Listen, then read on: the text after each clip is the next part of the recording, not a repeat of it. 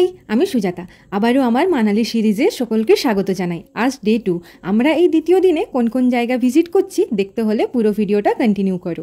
এখন বাজে সকাল 8টা, আমরা বেরোলাম।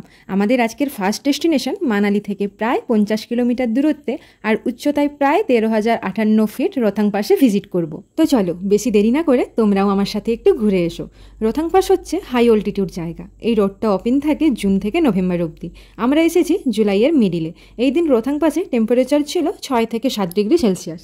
মানালিতে হালকা ঠান্ডা থাকার কারণে সোয়েটার বা জ্যাকেট কিছুই নিয়ে আসিনি। তো যতটা উপরে যাচ্ছি আমি যে কি ভুল করেছি তা ভালোই টের পাচ্ছিলাম, কারণ আমি খুবই শীতকাতুরে আর তার সাথে ব্রিদিং প্রবলেম। আগেই তো বলেছি এটা একটা হাই অল্টিটিউড জায়গা। একটু কষ্ট হচ্ছিল ঠিকই, কিন্তু আমি সব কিছুকে পেছনে ফেলে মন খুলে আনন্দ করেছি। চারিদিকটা পুরো পাহাড়ে ঘেরা, এটাই তো চেয়েছিলাম। লাইফটা না খুবই ছোট, আমি তো এটাই বলবো, পেক ইউর ব্যাগস অ্যান্ড লিভ। টাকা পয়সা যাবে, আবারও ফিরে আসবে, বাট এই বয়সটা আর কখনোই ফিরে আসবে না। তাই তোমাদের সকলকে বলতে চাই, যারা আমার এই ভিডিওটা এখন দেখছো, কোনো রকম এক্সকিউজ না, যাও নেচার এক্সপ্লোর করো। লাইফের আসল মানেটাই তো ওখানেই বোঝা যায়। আমি একা একা অনেক নাচ করেছি, পাগলামো করেছি, তার সাথে ছোট ছোট ক্লিপসে ভিডিওও করেছি। যা চেয়েছি সব কিছু চোখের সামনে দেখেছি। সবাই গাড়িতে চলে যাওয়ার পরও আমায় ওখান থেকে কেউই সরাতে পারেনি। ঠান্ডার মধ্যে পুরো বডি কোলাপস হয়ে গেছে, কিন্তু মনের জোর সব কিছুকেই হার মানিয়েছে। এখানে আসতে হলে সকালবেলা খুবই হালকা খাবার খেয়ে আসতে হবে। আর যদি কেউ কিছু নাও খেতে চায় তাতে কোনো প্রবলেম নেই, নয়তো ভমিটিং হওয়াটা নিশ্চিত।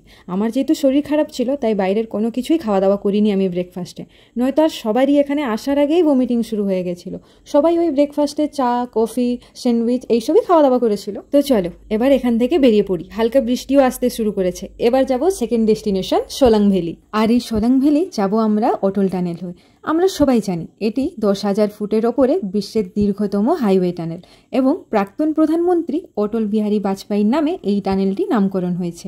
আর 2021 সালে 3রা অক্টোবর প্রধানমন্ত্রী নরেন্দ্র মোদী এটি উদ্বোধন করেন। সোলাং ভ্যালিতে খুব বেশি সময় কাটাতে পারিনি, আসার আগে বৃষ্টি হচ্ছিল। 4-5টা একটু ঘুরে দেখার পর কয়েকটা ভিডিওস করছি, তখনই আবারও বৃষ্টি নামলো। বাট এই সোলাং ভ্যালি ঠান্ডায় স্নোফলের সাথে দারুণ লাগে দেখতে। তো চলো আজকের third and final destination Hidimba Devi temple. এটি মানালির প্রাচীন এক মন্দির। 1553 সালে মহারাজা বাহাদুর সিং দ্বারা নির্মিত হয়েছিল, যা মহাভারতের ভীমের স্ত্রী হিড়িম্বি দেবীকে উৎসর্গীকৃত। এখানে ইয়ে জওয়ানি হে দিওয়ানি মুভিটাও শুটিং হয়েছে। তো চলো আজকের আমার ভিডিওটা এই অবধি। আশা করি তোমাদের সকলের ভিডিওটা ভালো লেগেছে। নেক্সট মানালি সিরিজে খুব তাড়াতাড়ি তোমাদের সাথে দেখা হবে। তো bye bye, thank you for watching this video. ভালো লাগলে অবশ্যই একটা লাইক অ্যান্ড কমেন্ট করো।